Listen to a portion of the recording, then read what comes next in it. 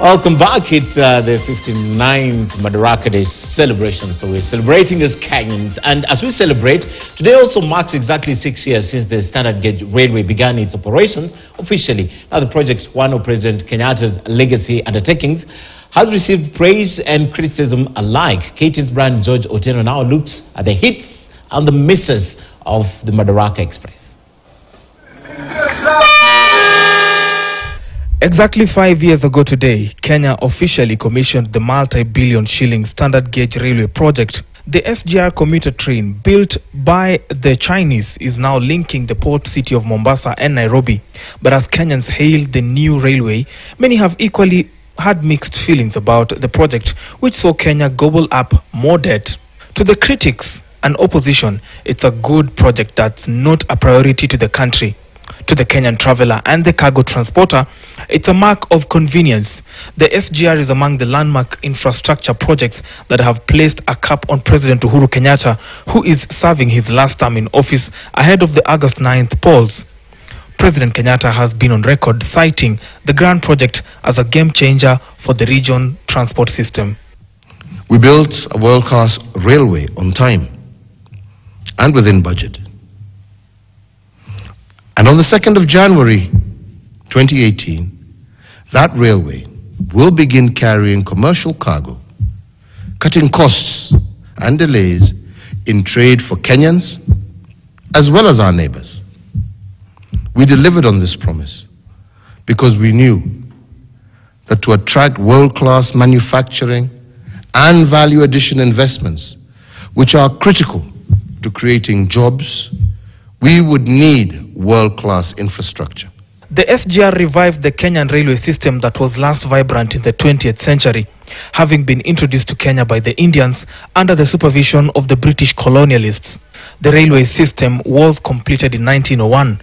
While the old Kenya-Uganda railway was constructed by the Indians, President Kenyatta moved further east to seek intervention of the Chinese to put together the SGR.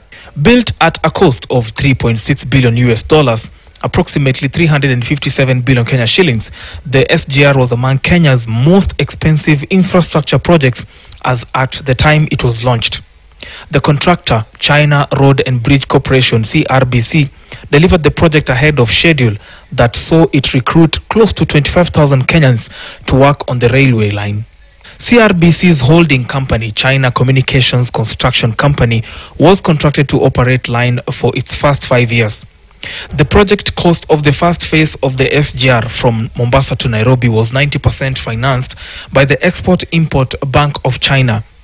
The remainder of the project cost was funded by the Kenyan government. The $3.23 billion financing from the Exim Bank was finalized in May 2014. Exim advanced the loan amount in two subsidized loans of $1.63 billion each. We are not planning, and we are looking forward. We are not going to review our prices anytime soon, but when that time comes, we'll communicate to our customers.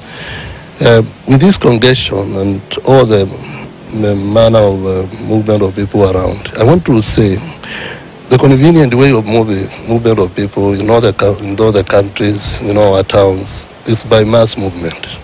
And that's why you see trains, and especially Madaraka Express, to go up and down. Even our commuter services in Nairobi. It's the best way, and it's the best thing that we can do as a country. An extension from Nairobi to Suswa was completed in October 2019, extending the line's length to approximately 578.8 kilometers. Commercial freight services began on January 1st, 2018. Passenger uptake has exceeded expectations, with the train carrying 2 million riders in the first 17 months of operation. Now, according to the Economic Survey of 2022, freight services raised 13 billion Kenya shillings, while passenger revenue stood at 2.2 billion Kenya shillings. The revenue is not sufficient to meet the operational costs of the project, estimated at 1.5 billion Kenya shillings a month or 18 billion Kenya shillings a year, signaling a major failure by the project. With the SGR project being a debt finance project, the fortunes of the cargo business have not equally performed as was forecast. This remains a controversial subject where traders have decried the high freight charges. The cargo business remains an uphill task for the SGR despite disquiet of the directive to have mandatory use of the service. And one of the things we need to know is, as much as this has been talked about, we have been early. And if you go there, I think we had a discussion, and you have seen our local people who have been driving these trains, locomotives. You have seen our employees, you have seen our ticketing, you have seen our stewards and our people, our local people working in operations of SGR. There's nothing new. What we are saying, we built a system. It was a modern system. We have to bring experts to help us for management. We are working them in to make sure that we have a transition that is smooth. But the standard gauge railway did not come without its fair share of controversy. From claims of being overpriced to allegations of scandals to losses in operations, the project, which is so far Kenya's most expensive project, has seen all colors of criticism. For example, on 22nd July 2020, Mohamed Abdallah Swazuri, the then chairman of the National Lands Commission, and Atanas Kariuki Maina, managing director of the Kenya Railways Corporation, were among 18 officials, business people and companies arrested on corruption charges allegations involving land allocation for the $3 billion flagship Nairobi-Mombasa Railway project. The cases are still in court.